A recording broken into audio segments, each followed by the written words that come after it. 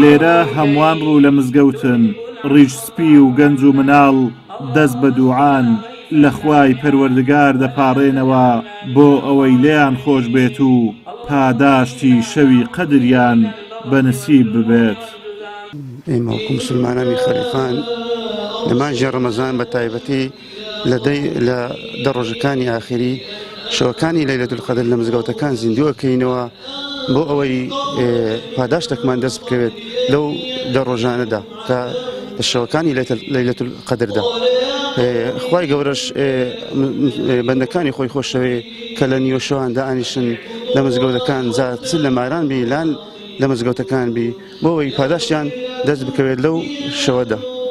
خەڵکی خەلیفان بە تامەزرۆییەوە چاوەڕێی مانگی ڕەمەزانی پیرۆزن بە تایبەتی بۆ زیندووکردنەوەی ئەو دەشەوانەی کە لە کۆتایی مانگی ڕەمەزان کە خوای گەورە تێدا قورئانی نازل کردووە کە شەوی بەرەکەت شەوی لەیلەتول قەدری پێوترێ بۆ ئەوەی لەو خێر و پاداشتە بێبەش نەبی خەڵکی خەلیفان هەمویان ڕوو لە مزگەوتەکانەکەن. دەشەوی کۆتایی مانگی ڕەمەزان گەورەترین شەوەکانی ساڵن و خوای گەورە قورئانی پیرۆزی لە شەوی قەدردا بەزاندووە، بۆیە موسڵمانان گرنگی زۆری پێدەدەن و مامۆستایانی ئاینیش ڕێنمایی موسڵمانان دەکەن پاداشتی ئەم دەشەوە لە دەستخۆیان نەدەن و بە پەرستش زیندوی کەنەوە. پێغەمبەر صلی الله علیه و سلم فەرموو هەر کەسێک مانگی ڕەمەزانی بەڕۆژوو بوو و ئیمانی هەبوو و بڕوای هەبوو بە پاداشتەکانی مانگی ڕەمەزان، خوای پەروەردگار لە گوناهەکانی خۆش ئەبێ ئەوانە.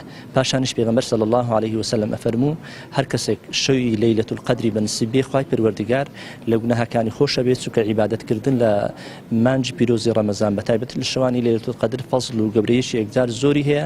ئەو دەشەوانە پێغەمبەری خوا عەلەیهی سەڵات وەسەلام جیاواز دەگەر شەوەکانی تر کۆی لۆ هەر ئەماڵی واتە خۆی بۆ ئامادە سازی بۆ ئەکرد. جا ئێمەش وەکو موسڵمانان بێگومان دەبێ کە پێغەمبەری خوا عەلەیهی سەڵات وەسەلام قودوە و مامۆستا و پێشەوای ئێمەیە، ئێمەش بێگومان ئەگەر لە ئەوەل بیدایەتی ڕەمەزانیش نەبێ حەقوایە لەو دەشەوانە دەرفەتێکی زێڕینە. بەڕاستی ئەو دەرفەتە فرسەتێکە ئینسان کە لە دەستی چوو ناگەڕێتەوە. بینیمان چەند لە خۆشەویستانمان لە ئازیزانمان لە ساڵی پار لەگەر ئێمەدا بوون، ئێستا ئەوان بە تەنها لەناو گۆڕ پاڵیان دایتەوە. خوای گەورە ئەو دەرفەتە بە ئێمەدا ئەو ڕەمەزانە و ئەو دەشەوانەی بە قسمەت ئێمە کرد. موسڵمانانی خەلیفان بە تامەزرۆییەوە ڕوو لە مزگەوتەکان دەکەن و پەرستشی مانگی ڕەمەزانیش بە دەرفەت دەزان و گرنگی پێدەدەن بۆ ئەوەی ڕەزامەندی خوای گەورە بەدەستبێنن.